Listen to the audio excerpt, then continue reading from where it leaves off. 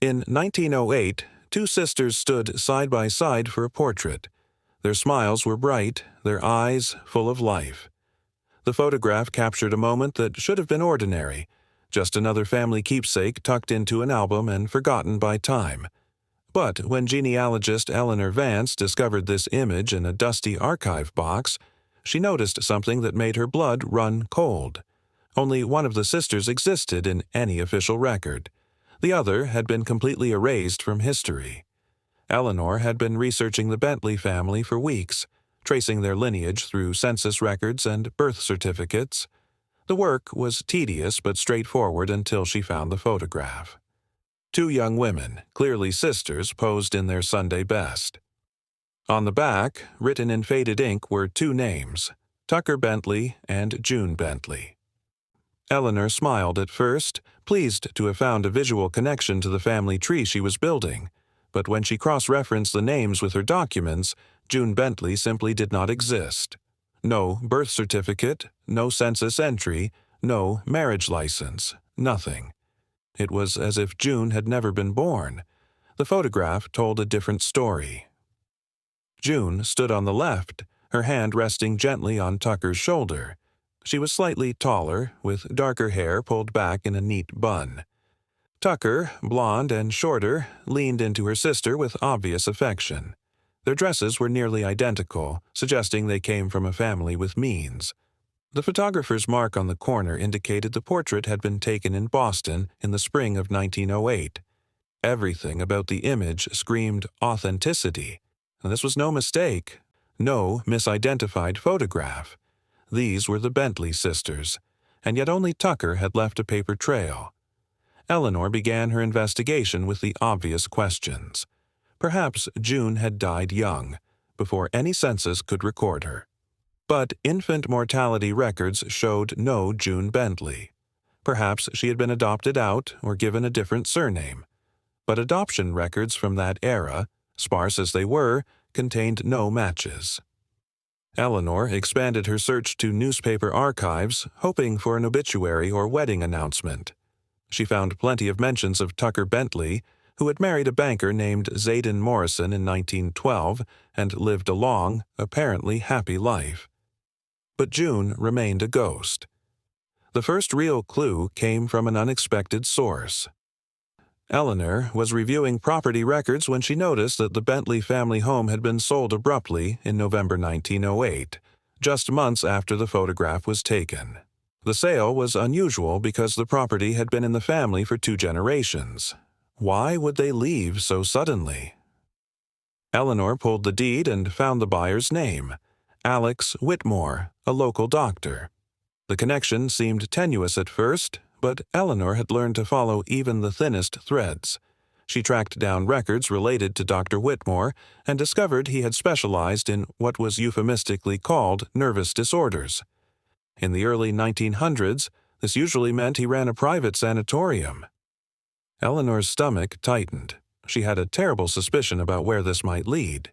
She requested records from the Whitmore Institute, knowing that many such facilities kept detailed logs of their patients. What she received 3 weeks later confirmed her worst fears. The ledger was brittle with age, its pages yellowed and spotted. Eleanor turned each page carefully, scanning names and dates, and there, in neat handwriting, was an entry dated July 1908. Patient name, J. Bentley. Admitted by Robert Bentley, father. Reason for admission, moral insanity. Eleanor sat back in her chair, the weight of those 2 words settling over her like a shroud. Moral insanity was a diagnosis used almost exclusively for young women who defied social expectations. It could mean anything from refusing an arranged marriage to showing interest in suffrage to simply being too independent. But the entry raised more questions than it answered. If June had been institutionalized, why wasn't she in any other records? Why had her name been left off census forms, even those taken before 1908? Eleanor needed more information.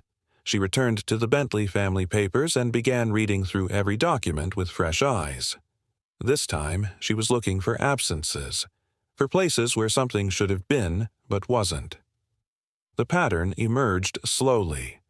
In the 1900 census, the Bentley household listed Robert and Margaret Bentley, their daughter Tucker, age 8, and a servant named Emerson Price. No June. But the photograph clearly showed both sisters were close in age, probably no more than 2 years apart. Eleanor pulled the 1910 census next. Again, no June. But this time there was a new entry that caught her attention. Living with the Bentleys was a young woman named Sloane Bentley, listed as a niece. The age matched what June's would have been. Eleanor's pulse quickened. She cross-referenced the name Sloane Bentley with every database she could access. Nothing. The name appeared only in that single census and then vanished. It was another ghost, another erasure. Eleanor began to suspect that June and Sloane were the same person, that the family had changed her identity at least once, possibly more times. But why go to such elaborate lengths? The answer came from an unexpected conversation. Eleanor had posted a query on a genealogy forum, asking if anyone had information about the Bentley family of Boston. A woman named Emerson Cole responded, saying her great-grandmother had worked as a domestic servant for a prominent Boston family in the early 1900s. The details matched the Bentleys. Eleanor arranged a phone call. Emerson explained that her great-grandmother, whose name had been Emerson Price, had kept a diary. The diary was fragmentary, with many pages missing or damaged, but Emerson had transcribed what remained. She offered to share the transcripts with Eleanor. What Eleanor read in those pages made her hands shake. Emerson Price had been fond of both Bentley daughters. She described Tucker as sweet and obedient, always eager to please her parents. But June, whom Emerson called the elder sister, was different. June asked questions. She read books that weren't considered appropriate for young ladies. She talked about wanting to attend college, about seeing the world, about doing something meaningful with her life. Robert Bentley, a stern patriarch who valued propriety above all else, grew increasingly frustrated with his daughter's willfulness. The diary entries from early 1908 took on a darker tone. Emerson wrote about arguments between Robert and June, shouting matches that echoed through the house. June had refused a marriage proposal from a man her father had chosen, a business associate twice her age. She had called the arrangement barbaric. Robert had been furious. He told June she was sick, that her mind had been corrupted by dangerous modern ideas. He said he would cure her of this madness. The entry from July was the last one that mentioned June directly. Emerson wrote that June had been taken away in the middle of the night. She had heard crying, the sound of a struggle. In the morning, Robert told the household that June had gone to stay with relatives in the country for her health. No one was to speak of her again. Emerson, terrified of losing her position, obeyed. But she noted in her diary that she never believed the story. She thought June had been sent somewhere terrible, somewhere she might never return from. Eleanor now had enough pieces to form a coherent picture, but she needed proof. She returned to the Whitmore Institute records and requested the full file on J. Bentley. What arrived was a thin folder, many pages clearly removed or destroyed, but what remained was damning. June had been admitted against her will. The notes described her as combative and resistant to treatment.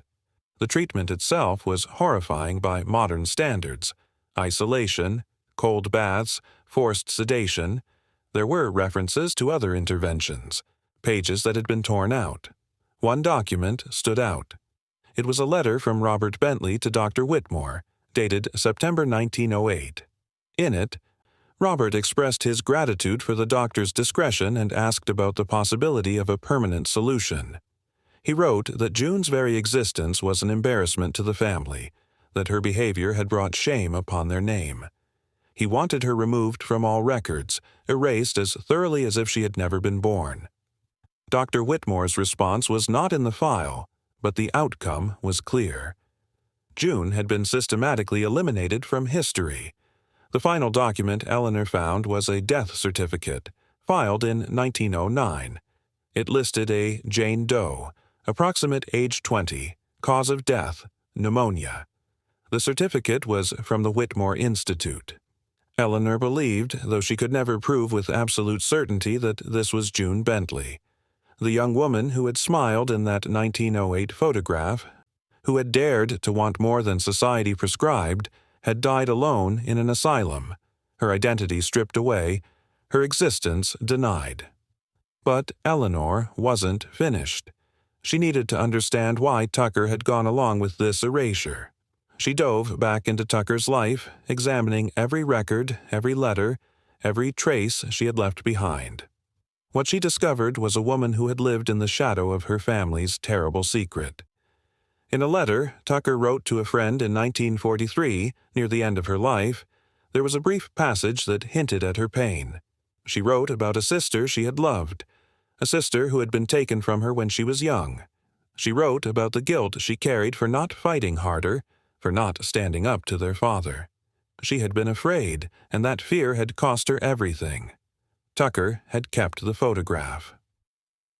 Despite her father's orders, despite the family's collective amnesia, she had hidden that image and preserved it. When Tucker died in 1956, the photograph was found among her possessions, tucked into a Bible.